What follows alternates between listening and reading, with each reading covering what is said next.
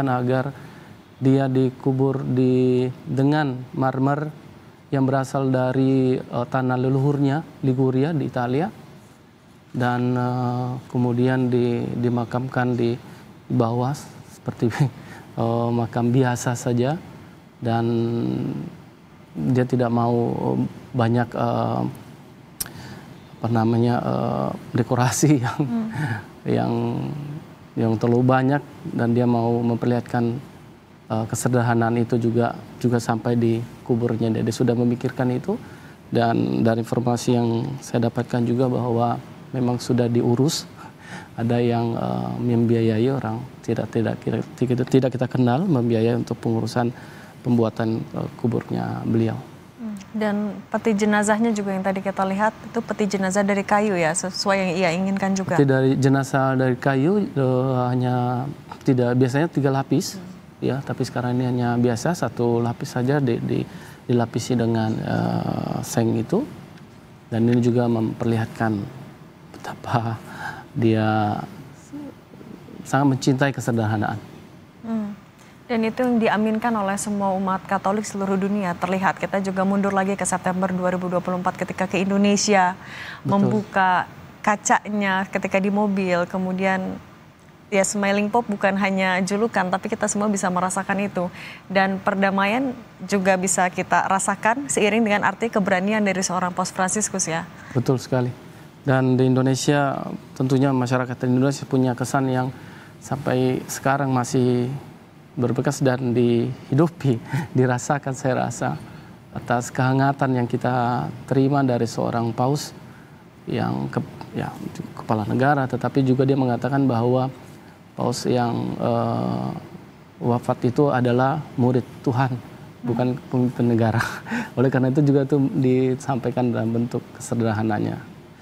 Di Indonesia sangat beruntung beliau bisa datang. Merupakan momen yang sangat bersejarah sekali. Oke, itu nilai yang tetap hidup. Dan nanti Mas Elliot kita akan lihat lagi, kita pantau lagi seperti apa iring-iringan menuju pemakaman Paus Fransiskus. Tetap bersama kami di Breaking News Kompas TV.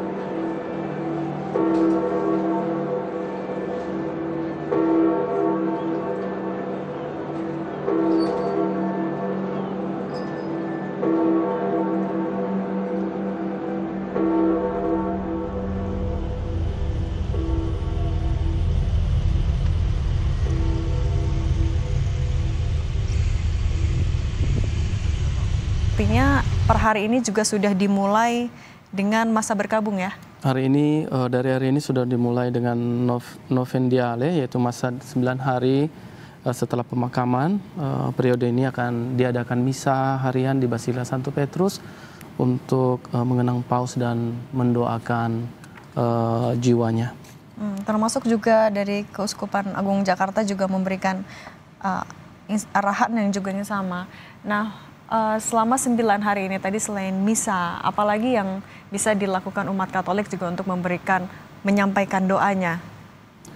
Tentunya dalam Gereja Katolik untuk penghormatan dan mendoakan arwah atau jiwa Paus Fransiskus sangat penting dan biasanya dilakukan dalam doa atau dalam misa, dan juga tentu setelah diperbolehkan untuk bisa mengunjungi makam Paus Fransiskus, pastinya umat akan datang untuk melihat dan berdoa, biasanya berdoa di depan makam Paus Fransiskus. Biasanya itu yang terjadi. Dan ini juga iring-iringannya, ya kita juga jauh tapi bisa merasakan betapa emosionalnya umat Katolik yang ada di sana. Mas Erlip, apa yang juga biasanya terjadi ketika rangkaian iring-iringan jenazah seorang paus sedang diantarkan? Nah, ini suatu hal yang baru ya untuk masa kita ini, di mana Paus Fransiskus meminta dikubur di luar dari Santo Petrus. Jadi merupakan hal yang baru bagi kita, dan proses pengantaran jenazah Paus ke Basilika Santa Maria Maggiore ini akan tentunya mengundang banyak umat untuk berdiri di pinggir jalan untuk bisa menemani beliau dan tentunya mendoakan jiwa beliau bahagia di surga. Sudah lama sekali tidak ada rangkaian ini. Terakhir kapan Mas Erlip pada Paus yang dimakamkan di luar dari Basilika Santo Petrus? Sudah bahkan berapa abad yang lalu dilakukan, karena yang baru-baru masa kita ini hampir semua ada dimakamkan di bawah Basilika Santo Petrus. Jadi bagi kita ini sangat baru sekali karena sudah lama sekali tak ada paus yang dimakamkan di luar dari Santo Petrus. Dan tentunya akan menjadi tempat yang akan sangat dikunjungi Santa Maria Maggiore ini di Italia. Dan iring-iringan ini juga akan melewati Fori Imperiali Roma, tempat kuil-kuil kuno kota itu berada, dan juga Kolosium. Dan ini ya menjadi salah satu umat Katolik yang sedang berada di kawasan Roma, Italia, sudah bisa hampir dipastikan akan melihat prosesi itu secara langsung. Dan Mas Erlip, yang juga menarik adalah soal pemilihannya tadi, Basilika Santa Maria Maggiore. Kedekatan emosional luar biasa yang dimiliki oleh Paus Fransiskus. Bisa Anda gambarkan juga seperti apa kecintaan Paus Fransiskus dengan Basilika Santa Maria Maggiore?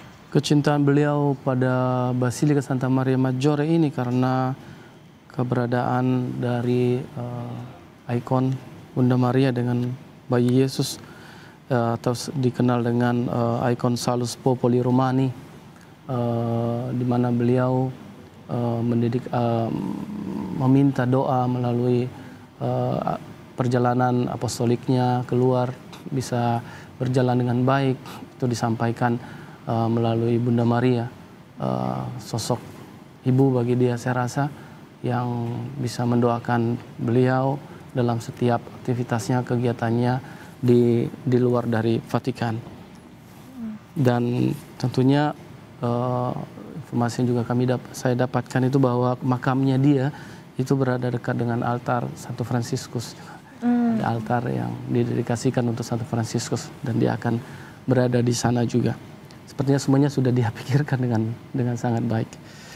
Dan keluarganya, kakek nenek ayah dari Paus juga pernah tinggal sebentar di dekat Basilika Santa Maria Maggiore ya? Ini saya kurang tahu kalau untuk keluarganya, tapi yang pasti orang tuanya itu atau kakek neneknya berasal dari utara Italia, dari daerah Liguria, dan juga sampai sekarang dia punya beberapa sepupu ya, yang punya hubungan intens juga dengan beliau. Mas Erlip, ini kalau siapa saja sebenarnya yang bisa ikut dalam rangkaian jenazah Paus Fransiskus mengantar sampai ke Basilika Santa Maria Maggiore? Untuk yang mengantar ini pastinya beberapa para kardinal yang hadir di sana, dan juga keluarga pastinya, dan juga di nanti Santa Maria Maggiore akan ada yang menantikan, umatnya juga menantikan, yang sudah perwakilan-perwakilan yang akan menyambut beliau di sana. Dan di sisi jalan tidak terputus umat Katolik yang ingin turut mengantarkan kepergian dari seorang Paus Fransiskus yang memang dikenal begitu ramah ya Mas Erlip? Iya, betul sekali. Dan ini adalah kesaksian dari buah, boleh kita katakan, dari apa yang sudah dia taburkan di dalam hati umat Katolik. Khususnya kita tahu bahwa Paus itu adalah uskup dari kota Roma. Jadi bagi umat di Roma, dia adalah uskup. Untuk dunia dia adalah Paus, umat Katolik. Kita lihat beberapa bendera juga dari berbagai negara dikibarkan. Oke. Artinya kalau untuk kan tadi banyak kepala negara yang juga menghadiri misa requiem, apakah mereka juga akan bisa nanti melihat prosesi pemakaman atau seperti apa sebenarnya ritual pemakaman? Saya rasa untuk prosesi pemakaman, pengetahuan saya tidak akan dihadiri oleh para pemimpin negara, hanya sifatnya lebih private ya, beberapa anggota keluarga dan para kardinal. Karena itu seperti biasa, memang seperti itu, tidak dipublish. Berlangsung privat. Ya, lagi-lagi ini umat Katolik yang ada di kawasan Roma mau menyapa langsung, memberikan penghormatan terakhir. Dan informasinya juga untuk di Basilika Santa Maria Maggiore juga spesifik ya. Paus ingin dimakamkan di ruang tertentu tadi ya? Iya, di ruang di antara Kapel Salus Populi Romani dan Kapel Sforza. Di antara itu ada satu tempat yang dia sempat lihat, ada tersimpan beberapa tempat lilin. Jadi dia bilang, ini tempat ini yang cocok untuk tempat saya nanti untuk dikuburkan. Dan itulah yang terjadi, dan dia pesankan untuk dikuburkan di situ. Apa yang disampaikan juga oleh Paus Fransiskus ketika memilih tempat itu selain merasakan adanya mungkin kedamaian di tempat itu sehingga memilih, apalagi yang disampaikan oleh Paus Fransiskus? Saya rasa karena dia keberadaan dari ikon Bunda Maria itu yang merasa, bagi dia saya rasa itu adalah rumah bagi dia. Ada seorang ibu di sana yang selalu mencintai dia. Dan dalam wasiatnya yang dia tulis di bulan Juni 2022, dia menyampaikan itu semua. Bahwa dia akan ingin dikuburkan di Santa Maria Maggiore. Dan setelah pemakaman juga warga bisa langsung mengunjungi makam mulai Minggu pagi, betul ya? Tentunya itu bisa dikunjungi saat dibuka. Dan biasanya memang tergantung dari jam-jam dari buka basilika, dan itu pasti akan ada antrian panjang. Dan ini semua ada yang menepuk tangan biasa kalau lewat peti jenazah, khususnya orang yang dihormati, yang begitu dicintai ya. Iya.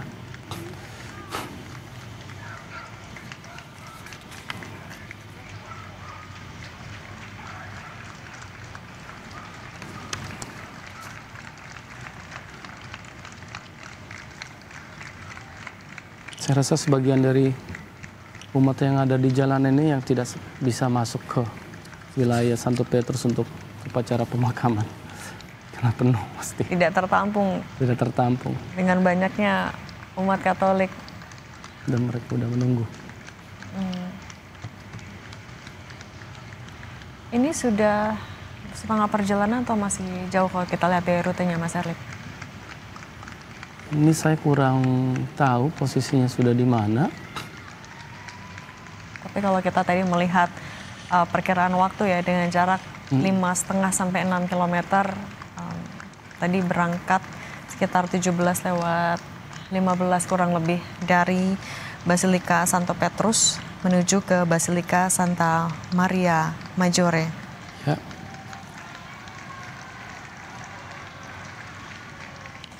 Mas Erlip, kita juga berbicara lagi soal kesederhanaan seorang Paus Fransiskus yang juga bukan hanya prosesinya yang dia minta berlangsung sederhana, makamnya pun sederhana, ditandai dengan satu kata ya, hanya Fransiskus. Fransiskus. Dia hanya mau tertulis Fransiskus. Sangat sederhana. Dan mungkin bila orang yang belum mengenal sosok beliau, kita lewat di sana, dia pasti tidak akan berhenti. Karena tidak megah.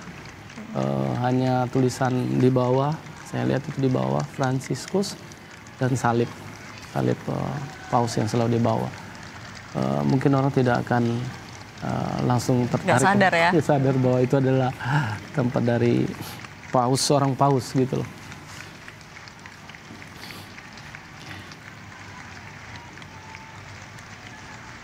Dan seorang paus yang memilih nama Fransiskus ini juga baru ya, Mas Erlip? Ya, karena seperti kita bisa lihat, dia hanya menamakan Fransiskus. Biasanya kalau sudah pernah ada yang mengambil nama tersebut, dia akan melanjutkan yang kedua, ketiga, dan seterusnya. Karena berhubung dia memang yang pertama, maka akan tertulis Fransiskus saja. Biasanya paus-paus yang memilih nama itu menginginkan untuk bisa ada kedekatan spiritual dengan paus yang sebelumnya yang memiliki nama tersebut. Biasanya seperti itu.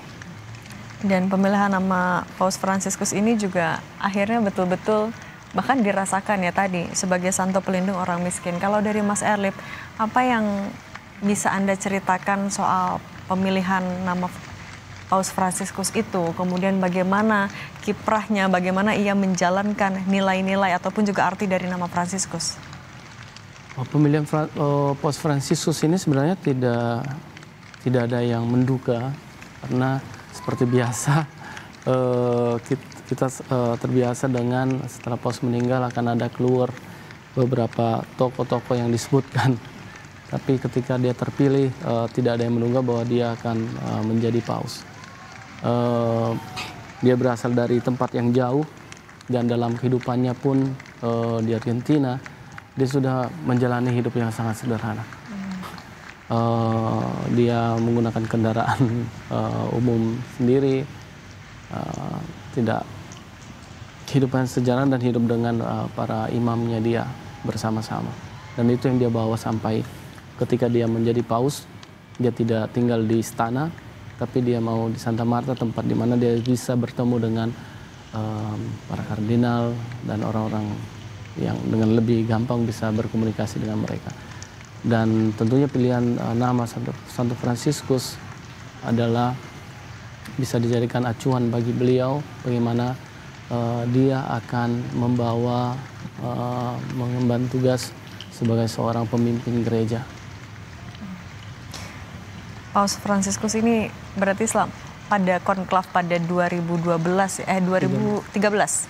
Ya, saat itu bukan sosok yang difavoritkan dalam tanda kutip, ternyata keluar sebagai Paus Amerika Latin pertama dalam sejarah. Dalam sejarah, betul sekali.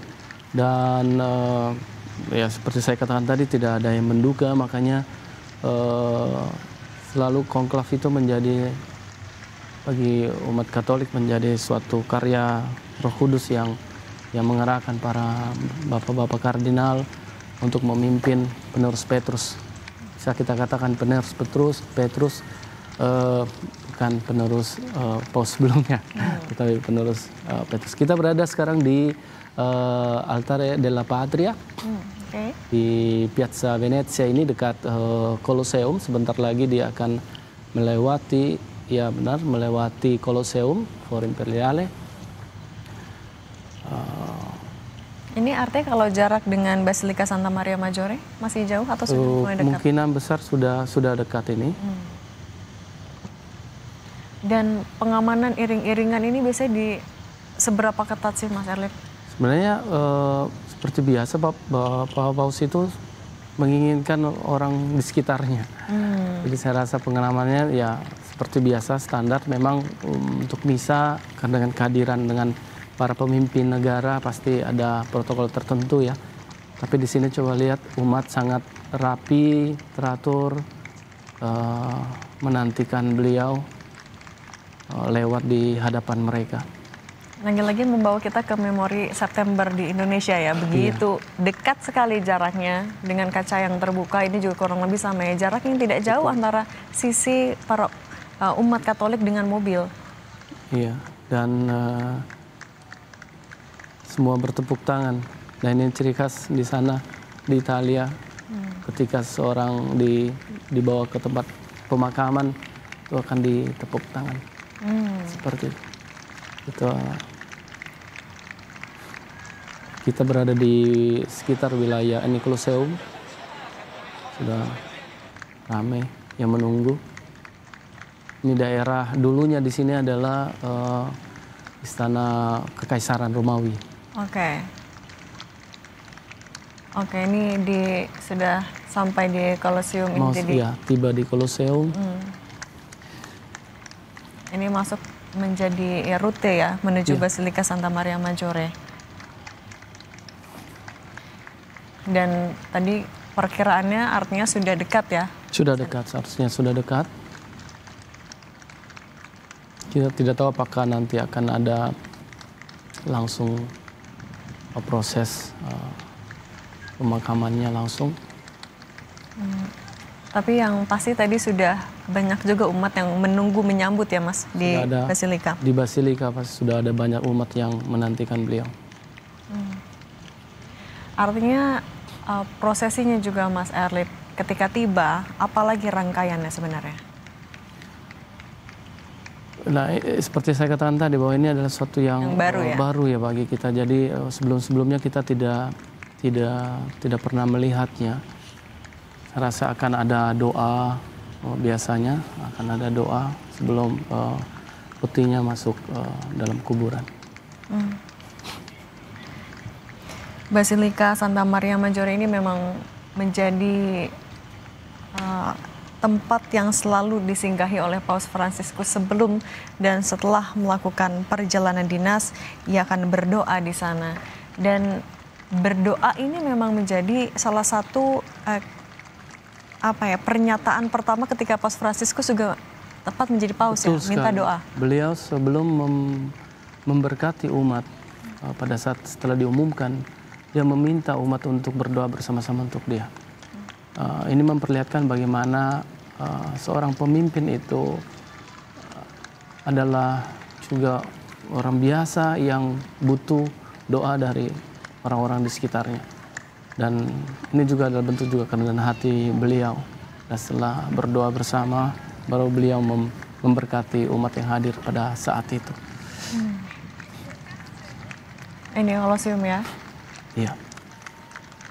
Dan iringan tepuk tangan dari umat juga tidak berhenti ya tadi sepanjang jalan. Ya, tadi kalau kata Mas Erlip, ini bentuk penghormatan, memperlihatkan bahwa yang sedang iring-iringannya adalah sosok yang memang dicintai dan juga begitu dihormati di sana. Betul sekali. Paus adalah pastor dan pelayan umat, bukan orang penting dan berkuasa. Ini juga yang menjadi alasan Paus Fransiskus ya memilih kesederhanaan. Kesederhanaan ini tetap hidup dalam prosesi pemakaman ya. Iya, betul sekali, karena memang dalam Injil dikatakan bahwa bila kamu ingin menjadi yang pertama, hendaklah kamu melayani. Dan inilah yang dijalankan oleh Paus, melayani umatnya. Dan sekarang dia boleh kita katakan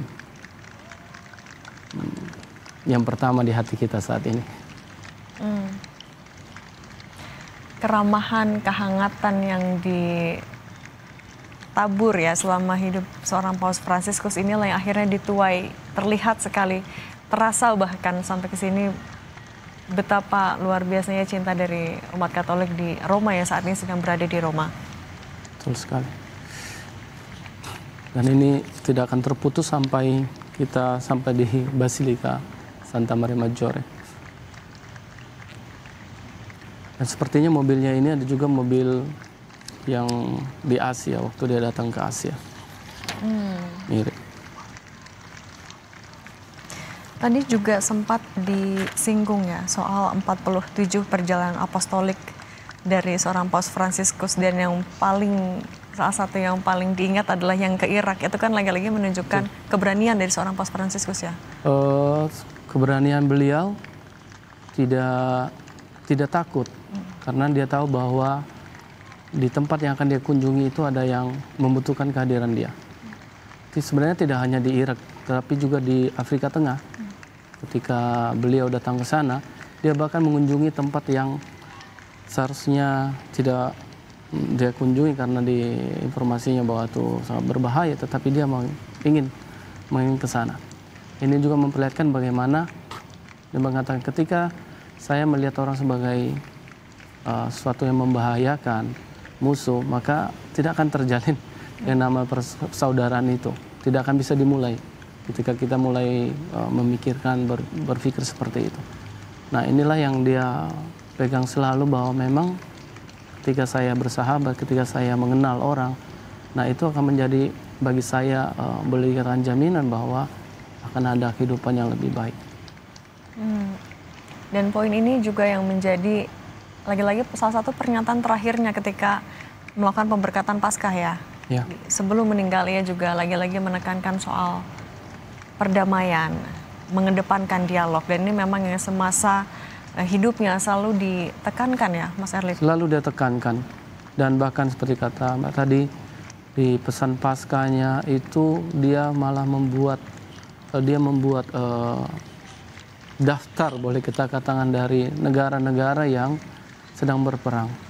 Dan saya rasa itu adalah kesedihan beliau yang belum terwujudkan untuk perdamaian di dunia ini, dan beliau menitipkan kepada kita untuk tetap menyuarakan perdamaian itu. Dan ini juga masih dalam rangkaian kita akan saksikan bersama-sama.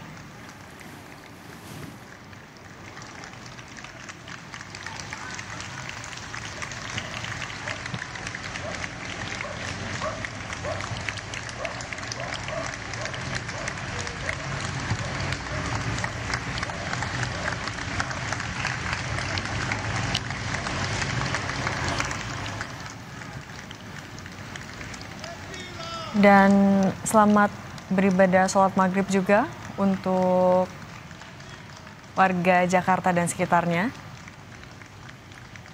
Kita juga sambil menyaksikan iring-iringan pemakaman Paus Fransiskus.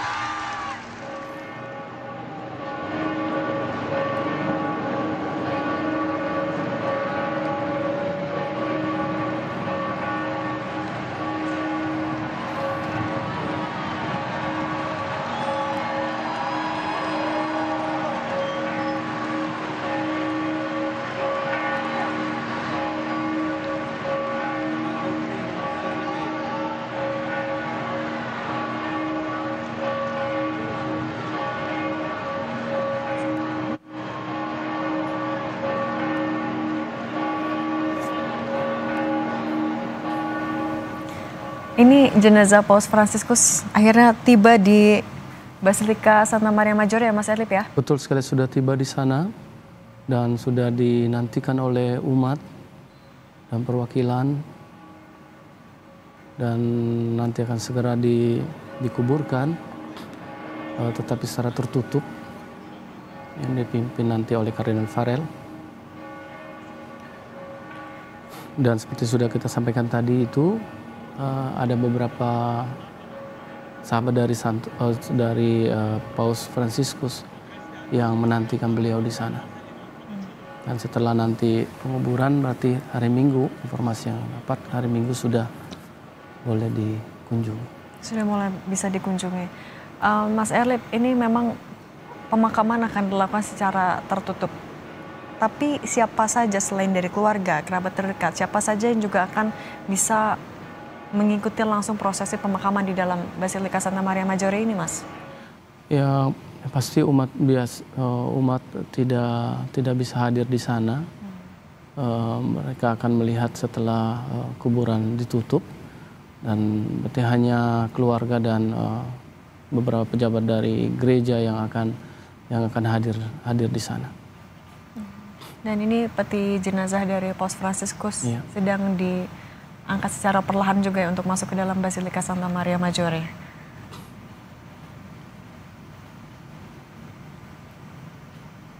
Nantinya juga akan ada misa lagi, artinya Mas Erlip ketika sudah berada di dalam? Tidak akan ada misa lagi. Nanti ada doa saat nanti peti sudah di dalam Basilika.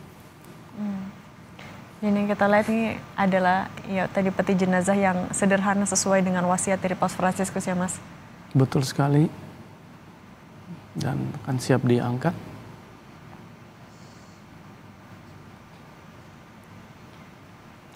Dan kalau kita lihat sebelah kiri dan kanan itu ada informasi yang saya dapat 40-an orang yang selama ini dibantu oleh Paus Fransiskus. Mereka menggenggam di tangannya bunga mawar putih. Mawar putih ini ada artinya kah Mas Erlip? Untuk digunakan untuk memberikan penghormatan kepada Paus. Artinya berada di sisi kiri dan kanan? Kiri dan kanan itu ada anak dan orang dewasa yang sebelah kiri kanan.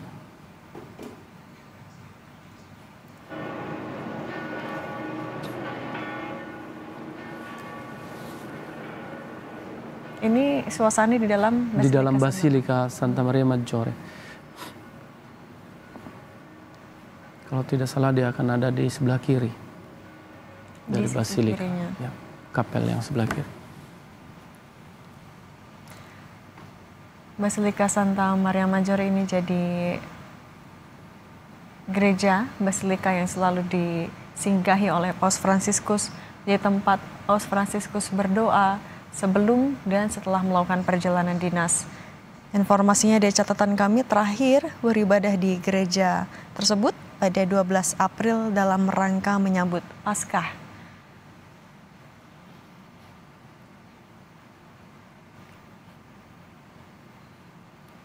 Dan ini apa yang bisa Anda ceritakan dari yang sedang terjadi saat ini Mas Erlip?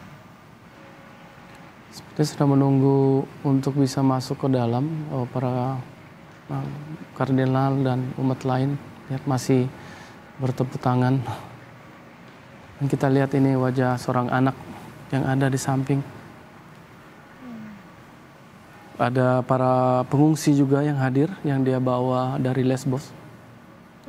Hadir di sana. Para tahanan, beberapa yang mendapatkan izin keluar secara khusus untuk menghadiri misa pemakaman ini.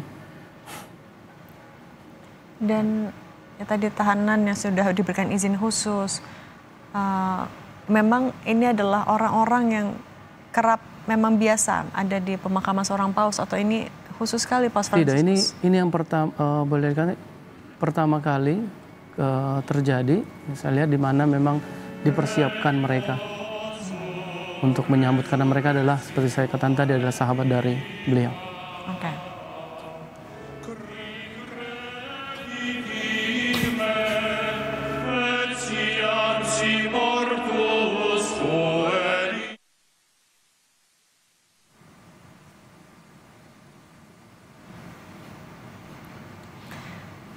Dan disambut juga dengan nyanyian ya. Jenazah Paus Fransiskus juga disambut di dalam Basilika Santa Maria Maggiore. Pemakaman seorang paus umumnya berlangsung bisa berapa lama, Mas Erlip? Prosesnya pemakaman ini sebenarnya hanya sebentar saja karena semuanya sudah disiapkan. Jadi tinggal ya pasti ada doa, kemudian tinggal menaruhkan peti ke tempat yang sudah disediakan.